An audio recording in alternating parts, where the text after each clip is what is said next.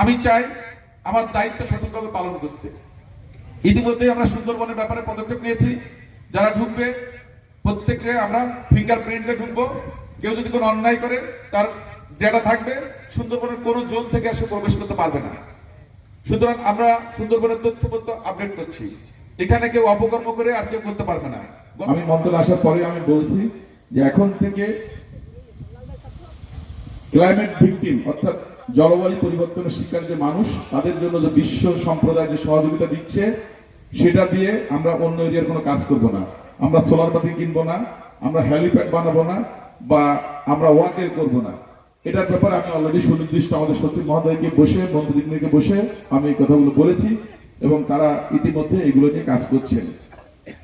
আমাদের মন্ত্রণালয় থেকে আমি চেষ্টা করব সত্যিকার অর্থে এই উপকূলের সাধারণ মানুষ যারা জলবায়ু পরিবর্তনের কারণে জীবন জীবিকা হারাচ্ছে, বিভিন্ন ধরনের সমস্যা পড়ছে, সেগুলো নিয়ে কাজ করার জন্য। নদীমাতৃক সভ্যতা প্রকৃতির বিপর্যয়ের কারণে বা বিবর্তনের কারণে আমরা হারিয়েছি। আমরা চেষ্টা করবো আমাদের খালগুলোকে পুনরুদ্ধার করার জন্য। আমরা চেষ্টা করবো খুব দ্রুতই আস্তে আস্তে এই খালগুলোকে উদ্ধার করার জন্য এবং আমাদের প্রাকৃতিক যে জলাধার সেগুলোকে সঠিক করে রাখার জন্য।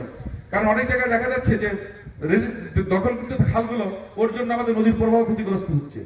খাল থেকে যদি পানি না নামে আসে তাহলে কিন্তু ভাটার সময় কিন্তু আমাদের ফ্লোটা ঠিক থাকে না এবং সেখানে ভরাট হয়ে যায় বা সিলটেশন হয়ে যায়। তো যাই হোক, আমাদের এই নদীমাতৃক সভ্যতা, এই জলভূমির সাধারণ মানুষের জীবন জীবিকা, এই সব কিছু নিয়ে আমাদের চিন্তা করতে হবে। আর কিন্তু সুন্দরবন বাঁচাও এটা কিন্তু একটা অংশ এবং সুন্দরবনের সাথে পশুর নদীও অঙ্গভাবে জড়িত। এই জন্য এটাও কিন্তু আজকে সংলাপে রাখা হয়েছে। সময় কম, তা আমি বেশি ব্যাখ্যায় যাচ্ছি না, কারণ আপনারাই ভালো জানেন সুন্দরবন কি জিনিস, পশুর নদী কি জিনিস। কারণ আপনারা এর মাধ্যমে জীবন জীবিকা, বেঁচে থাকা সবকিছুই কিন্তু চলছে। সুতরাং এটাকে বাঁচাতে হবে।